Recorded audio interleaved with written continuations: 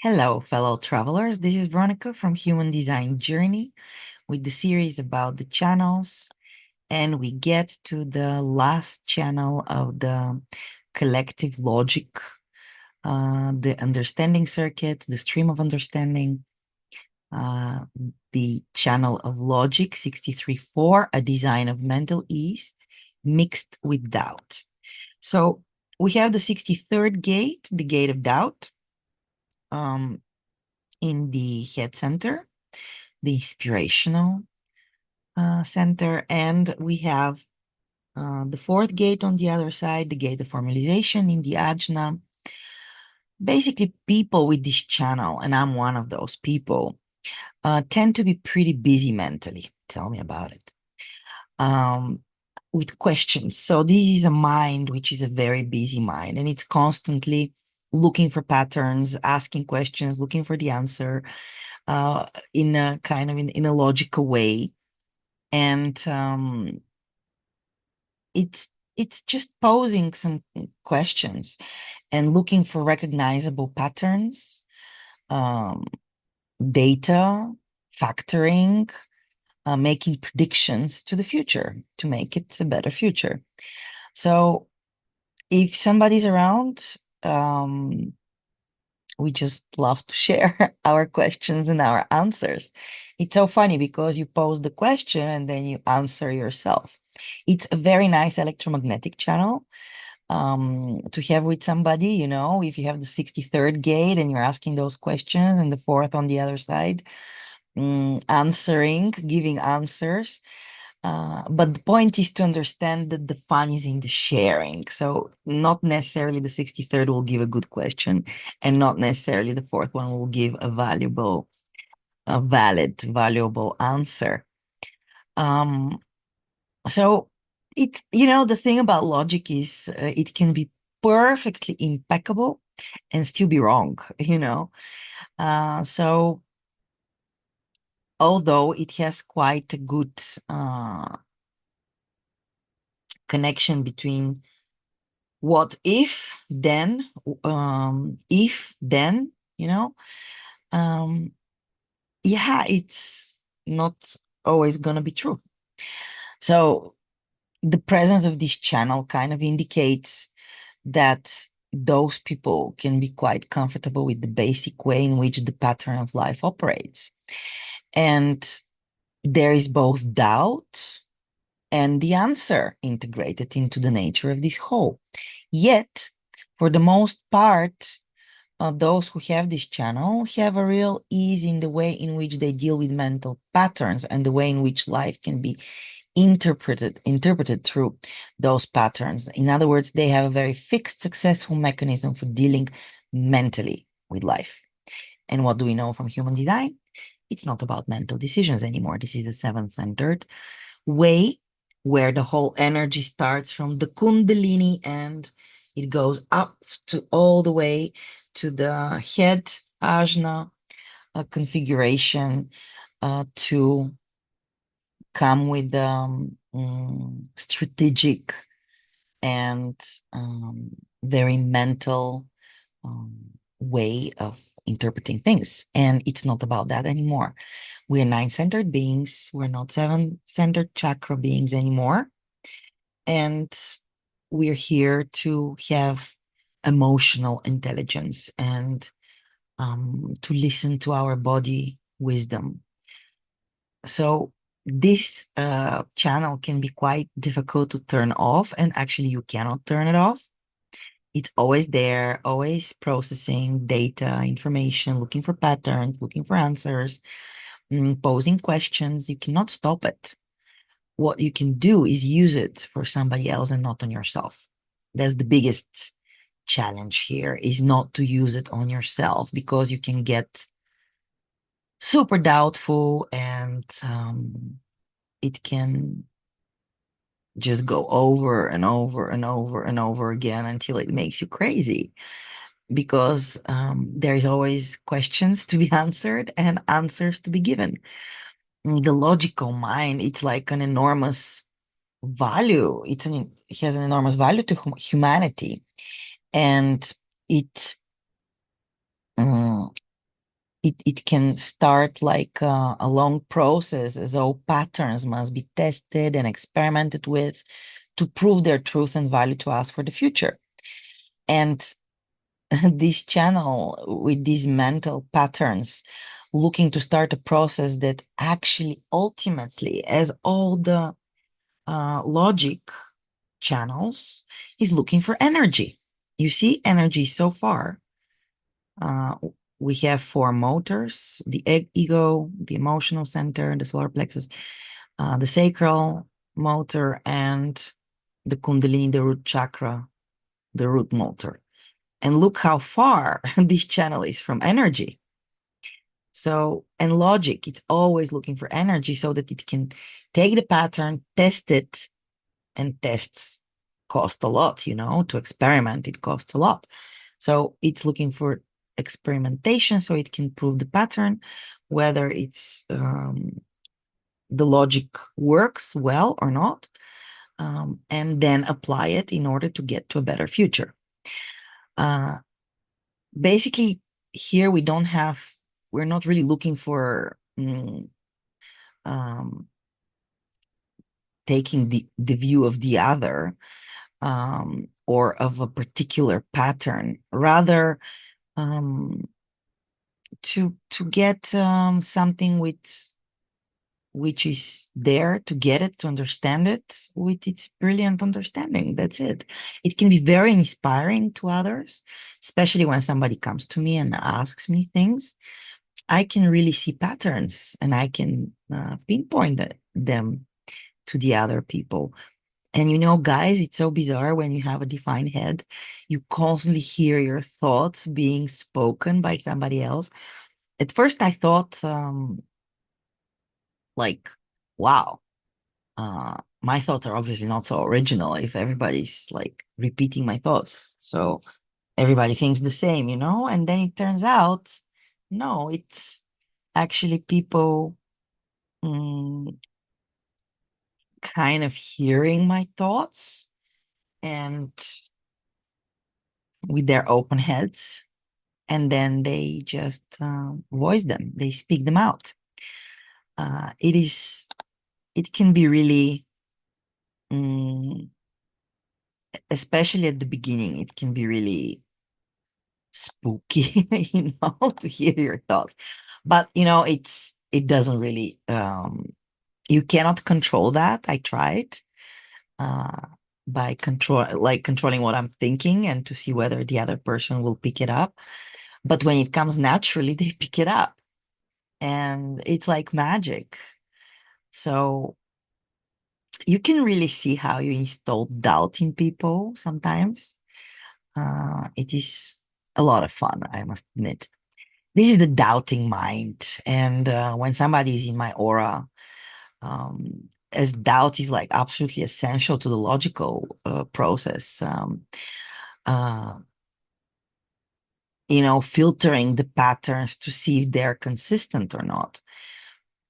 And people with open heads have a gift to really see how clear the defined head is, and whether it's very doubtful, whether there is consistency there or it's inconsistent. But the doubting person, and it's a pressure center, right? It pressures others to think and to answer questions which might not be theirs. So it's super important when this center is undefined to kind of pose the question, is this really inspiring, and do I really care about this? Um, but people with defined head and with this channel, um, when the moment the pattern is inconsistent, the pressure intensifies, the pressure to get the answer and to finally become a question which demands this answer. Sometimes you give good questions, sometimes it's just a question.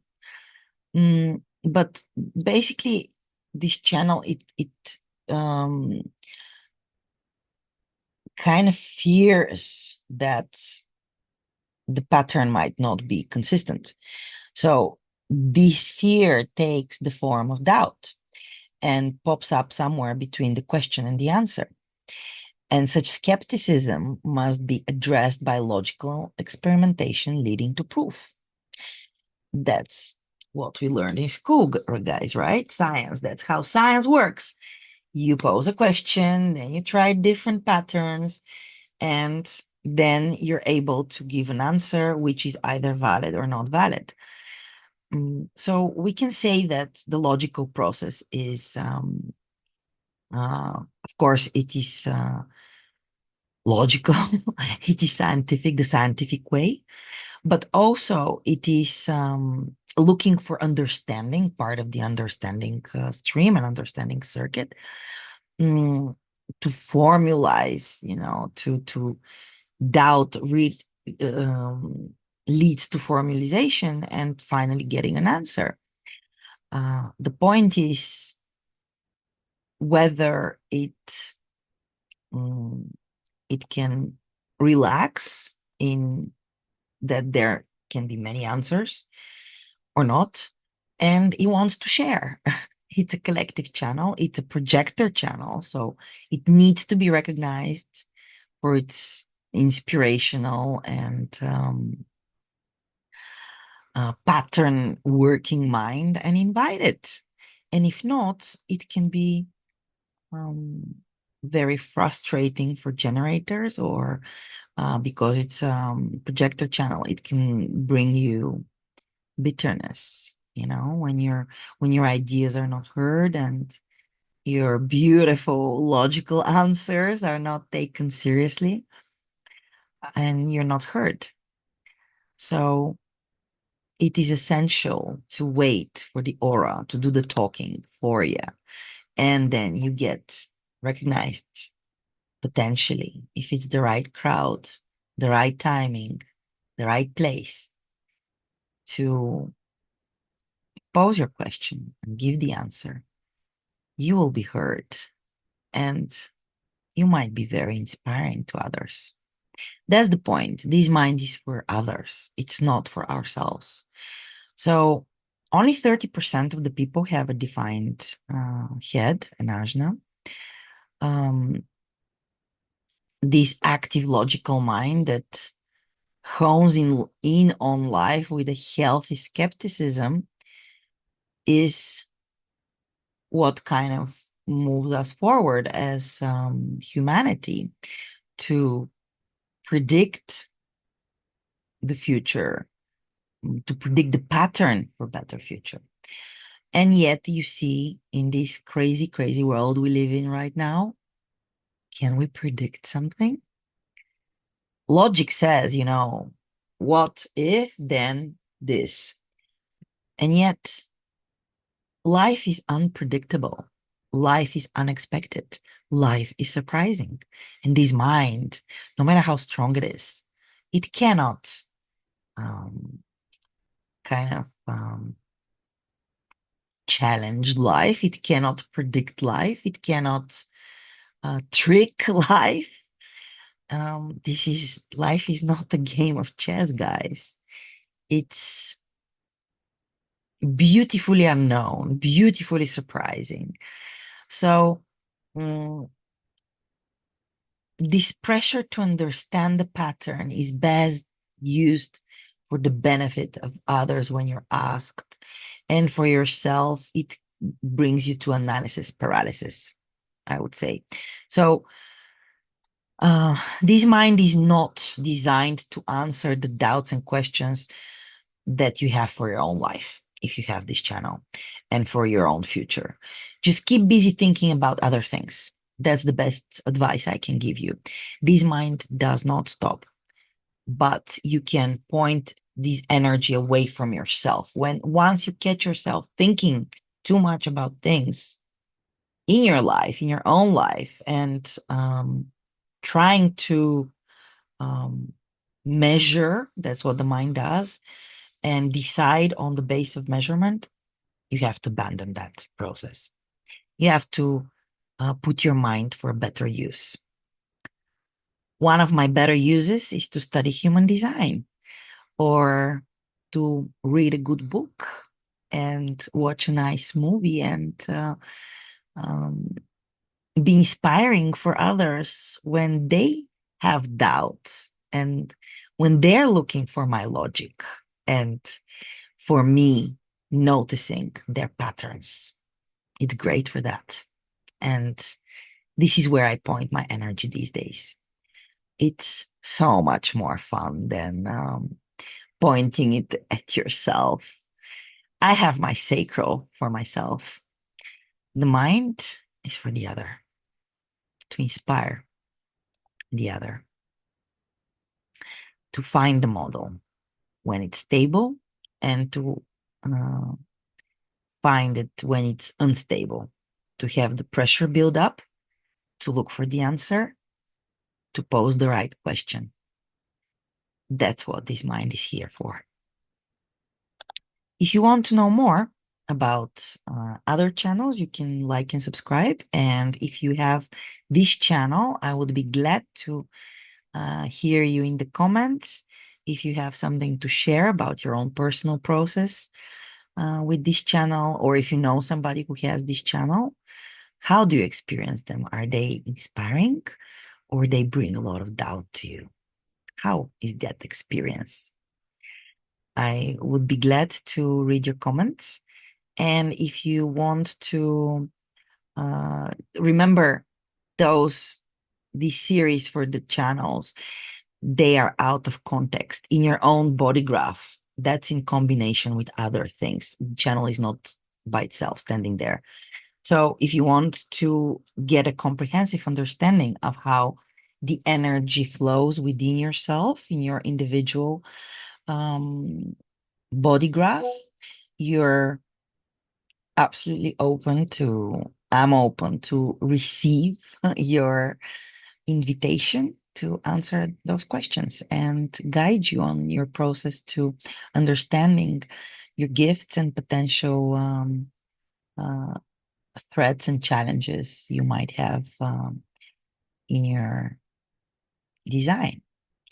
So humandesignjourney.com or Facebook, Instagram, TikTok, Human Design Journey. On this social platform, so you can find me. My email as well, humandesignjourney@gmail.com. And yeah, come back for more. See you later, alligator. In a while, crocodile.